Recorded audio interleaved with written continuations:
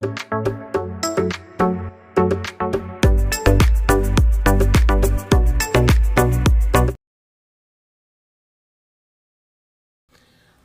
ഏവർക്കും study Nifty മലയാളത്തിൻ്റെ daily market ന്യൂസിലേക്ക് സ്വാഗതം. ഇന്ന് ഡിസംബർ 29 തിങ്കളാഴ്ചയാണ്.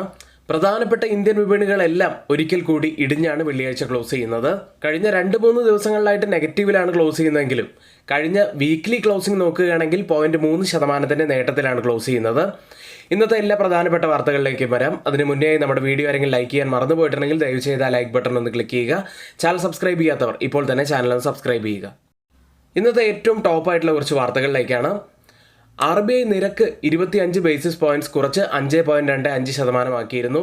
RBI ഇനിയും നിരക്ക് കുറയ്ക്കാനുള്ള സാധ്യതകൾ ഉണ്ട് എന്നാണ് പ്രതീക്ഷിക്കുന്നത്. ബാങ്കിംഗ് സംവിധാനത്തെ പിന്തുണയ്ക്കുന്നതിനായി 1.45 ലക്ഷം കോടി രൂപയുടെ ലിക്വിഡിറ്റി വർധനമാണ് ഇപ്പോൾ RBI നടത്തിയിരിക്കുന്നത്.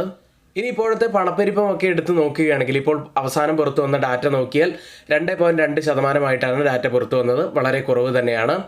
അതായത് RBIയുടെ ടോളറൻസ് പരിധിക്ക് ഏറെ അടുത്തായിട്ടാണ് ഈ പണപ്പെരുപ്പം നിൽക്കുന്നത്. 2026 സാമ്പത്തിക വർഷത്തിൻ്റെ ആദ്യ പകുതിയിൽ 8% വാർഷിക വളർച്ചയാണ് പ്രതീക്ഷിക്കുന്നത്. GDP വളർച്ചാ പ്രവചനം ഇപ്പോൾ 7.3% ഉയർത്തുകയും ചെയ്തിട്ടുണ്ട്. മുൻപ് അത് 6.8% ഏതായാലും RBI ഇനിയും ഒരു നിരക്ക് കുറയ്ക്കലിലേക്ക് പോകാൻ സാധ്യതയുണ്ട് എന്നുള്ള ഈ വാർത്ത വളരെ പോസിറ്റീവായി തന്നെ കാണേണ്ട ഒരു വാർത്തയാണ്. RBIയുടെ അടുത്ത മോണിറ്ററി പോളിസി കമ്മിറ്റി മീറ്റിംഗ് ഫെബ്രുവരി 4 മുതൽ 6 വരെയാണ്. മറ്റൊരു വാർത്തയുള്ളത് ഫിനാൻസ് മിനിസ്റ്ററിൻ്റെ ഒരു പ്രസ്താവനയിലേക്കാണ്. 2026 സാമ്പത്തിക വർഷത്തിൽ ഇന്ത്യയുടെ സമ്പദ് വ്യവസ്ഥ 7% അല്ലെങ്കിൽ അതിൽ കൂടുതൽ വളർച്ച കൈവരിക്കുമെന്ന് ധനകാര്യമന്ത്രി നിർമ്മല സീതാരാമൻ പറഞ്ഞു. ശക്തമായ അടിസ്ഥാന തത്വങ്ങളുടെയും സ്ഥിരതയുള്ള ആഭ്യന്തര ആവശ്യകതകളുടെയും പിന്തുണയോടെ വളർച്ച കുറഞ്ഞ പണപ്പെരുപ്പവും ഉപഭോഗത്തെ സഹായിക്കുന്ന സമീപകാല GST നിരക്ക് കുറയ്ക്കലുകളും രണ്ടാം പാദത്തിൽ, അതായത് ജൂൺ മുതൽ സെപ്റ്റംബർ വരെയുള്ള കാലയളവിൽ GDP 8.2% വളർച്ച കൈവരിക്കാനുള്ള കാരണമായി. 6 പാദത്തിലെ ഏറ്റവും ഉയർന്ന നിരക്ക് കൂടിയായിരുന്നു ഇത്. ഉത്സവ ആവശ്യകതയും ഉയർന്ന ഫാക്ടറി ഉൽപ്പാദനം, ശക്തമായിട്ടുള്ള സേവന മേഖല എന്നിവ വളർച്ചയെ വർദ്ധിപ്പിച്ചു. ഈ പറഞ്ഞ ഘടകങ്ങൾ ദുർബലമായ കാർഷിക വളർച്ചയെ മറികടക്കുകയും ചെയ്തിട്ടുണ്ട്. രണ്ടാം പാദത്തിലെ വേഗത തുടരാൻ സാധ്യതയുണ്ടെന്നും മുഴുവൻ വർഷത്തെയും വളർച്ച 7% കൂടുതലായി നിലനിർത്താൻ കഴിയും എന്നും തന്നെയാണ് ധനകാര്യമന്ത്രി ആത്മവിശ്വാസം പ്രകടിപ്പിക്കുന്നത്. മറ്റൊരു വാർത്തയുള്ളത് വ്യോമയാന പ്രതിസന്ധിയെ സംബന്ധിച്ചിട്ടുള്ള ഒരു വാർത്തയാണ്. ഏകദേശം 850 വിമാനങ്ങൾ റദ്ദാക്കിയ ഇൻഡിഗോയുടെ നടപടിയെ തുടർന്ന് വിലക്കയറ്റം നിയന്ത്രിക്കാൻ സർക്കാർ വിമാന നിരക്കുകൾ പരിമിതപ്പെടുത്തി. എക്കോണമി ക്ലാസുകൾക്കുള്ള നിരക്ക് പരിധി 500 കിലോമീറ്റർ വരെ 7,500 രൂപയും 500 മുതൽ 1000 കിലോമീറ്റർ വരെയുള്ള യാത്രയ്ക്ക് 12,000 രൂപയും 1000 മുതൽ 1500 കിലോമീറ്റർ വരെയുള്ള യാത്രയ്ക്ക് 15,000 രൂപയും 1500 കിലോമീറ്ററിന് മുകളിൽ 18,000 രൂപയുമാണ് പരിമിതപ്പെടുത്തിയിരിക്കുന്നത്. ഇതൊക്കെയാണ് ഇന്നത്തെ പ്രധാനപ്പെട്ട കുറച്ച് വാർത്തകളായിട്ട് വരുന്നത്. ഇനി ഗ്ലോബൽ മാർക്കറ്റുകളിലേക്ക് വന്നാൽ, ഇനി US മാർക്കറ്റുകളിലേക്ക്. 2025 വാൾസ്ട്രീറ്റിനെ സംബന്ധിച്ച് ഒരു ഗംഭീര വർഷം തന്നെയായിരുന്നു. S&P 500 ഉയർന്നത് 17.7% ഡൗ ജോൺസ് 14.5% ഉയർന്നു. ഇനി നാസ്ഡാക്ക് ഉയർന്നത് 22.2%. ഈ വർഷം അവസാനം സാന്റ റാലി കൂടി ലഭിച്ചതോടെ വലിയ നേട്ടത്തിലാണ് US വിപണികൾ ഇപ്പോൾ ട്രേഡ് ചെയ്യുന്നത്. വലിയ ഡാറ്റകളൊന്നും ഈ ആഴ്ച പുറത്തു വരാനില്ലെങ്കിലും സെൻട്രൽ ബാങ്കിന്റെ മിനിറ്റ്സ് ഈ ബുധനാഴ്ചയാണ് പുറത്തു വരുന്നത്. 2026 ഫെഡറൽ റിസർവിന്റെ ഒരു മൈൻഡ് സെറ്റ് എത്തരത്തിലായിരിക്കും എന്നതിന്റെ കൃത്യമായിട്ടുള്ള ഒരു ഡയറക്ഷൻ ആയിരിക്കും ഇൻവെസ്റ്റേഴ്സ് അതിൽ പ്രതീക്ഷിക്കുന്നത്. US ലിസ്റ്റ് ചെയ്ത ഇന്ത്യൻ കമ്പനികളുടെ പ്രകടനം നോക്കിക്കഴിഞ്ഞാൽ ഇൻഫോസിസ് 0.64% നേട്ടത്തിലാണ് വെള്ളിയാഴ്ച ക്ലോസ് ചെയ്യുന്നത്. വിപ്രോ 0.34% ഉയർന്നു. ബാങ്കിങ് സൈഡിൽ ICICI ബാങ്ക്, HDFC ബാങ്കും ഏറെക്കുറെ മ്യൂട്ടഡ് അവസ്ഥയിലാണ് ക്ലോസ് ചെയ്തത്. ഡോക്ടർ റെഡ്ഡി ലബോറട്ടറീസ് 0.5% നേട്ടവും ഉണ്ടായി. ഇനിയിപ്പോൾ ട്രേഡിംഗ് ആരംഭിച്ചിരിക്കുന്ന US വിപണികൾ പോസിറ്റീവിലാണ്. യൂറോപ്യൻ വിപണികളിലേക്ക് വന്നാൽ വെള്ളിയാഴ്ച മിക്സഡ് ആയിട്ടാണ് ക്ലോസ് ചെയ്യുന്നത്. ഏഷ്യൻ വിപണികളിലേക്ക് ഈ ആഴ്ചത്തെ ഏറ്റവും അവസാനത്തെ ട്രേഡിംഗ് വീക്കിലേക്ക് നമ്മൾ കടന്നിരിക്കുകയാണ്. ഇന്ന് ഇപ്പോൾ ഏഷ്യൻ വിപണികൾ മിക്സഡ് ആയിട്ടാണ് ട്രേഡ് ചെയ്യുന്നത്.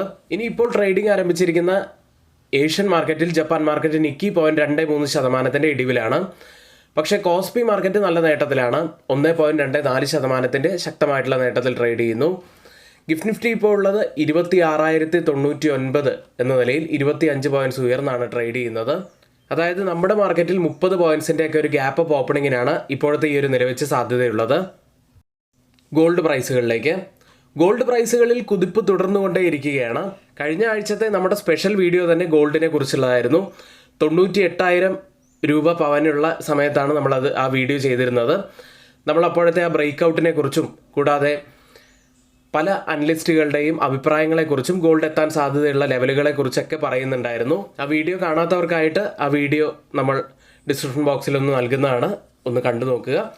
ഇനി കേരളത്തിലെ ഗോൾഡ് പ്രൈസിലേക്ക് വന്നാൽ പവന് 1,04,440 എന്ന നിലയിലാണ് ക്ലോസ് ചെയ്യുന്നത്. സ്പോട്ട് ഗോൾഡ് വെള്ളിയാഴ്ചയും 1% നേട്ടമുണ്ടാക്കിയിരുന്നു. ക്രിപ്റ്റോ കറൻസിയിലേക്ക് വന്നാൽ ബിറ്റ് കോയിൻ 87,000 വീണ്ടും സ്റ്റക്കായി നിൽക്കുകയാണ്. ഓയിൽ പ്രൈസുകളിലേക്ക് വന്നാൽ ബ്രൻറ്റും WTIയും 1.5% മുകളിലുള്ള ഒരു ഇടിവിലാണ് വെള്ളിയാഴ്ച ക്ലോസ് ചെയ്യുന്നത്. ഇനി നമ്മുടെ പെയ്ഡ് എഡ്യൂക്കേഷൻ ടെലിഗ്രാം ചാനലിൽ ജോയിൻ ചെയ്യാൻ ഇപ്പോഴിതാ നല്ലൊരു അവസരമുണ്ട്.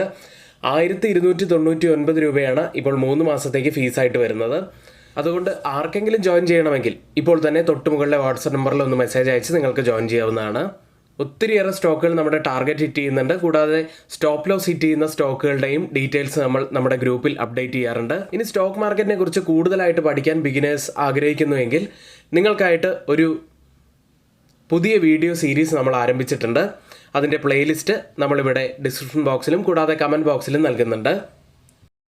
ഇന്നത്തെ പ്രധാനപ്പെട്ട കുറച്ച് സ്റ്റോക്ക് ന്യൂസുകളിലേക്കാണ്. ആദ്യം കോഫോർജ് എന്ന കമ്പനിയാണ്. 17,032.6 കോടി രൂപയ്ക്ക് എൻകോറയെ ഏറ്റെടുക്കാൻ കമ്പനി തീരുമാനിച്ചു കഴിഞ്ഞു. എൻകോറ ടേം ലോൺ തിരിച്ചടയ്ക്കാൻ $550 മില്യൺ വരെ QIP കമ്പനി പദ്ധതി ഇടുന്നുണ്ട്. അടുത്ത് സിഗാച്ചി ഇൻഡസ്ട്രീസ് എന്ന കമ്പനിയാണ്.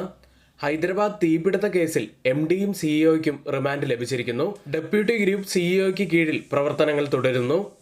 അടുത്ത വൈസ്രോയ് ഹോട്ടൽസ് എന്ന കമ്പനിയാണ്. 206 കോടി രൂപയ്ക്ക് SNL ടെർമിനൽസ് ഹോട്ടൽസ് ആൻഡ് റിസോർട്ട്സിനെ ഏറ്റെടുക്കുന്നതിന് ഓഹരി ഉടമകൾ അംഗീകാരം നൽകി.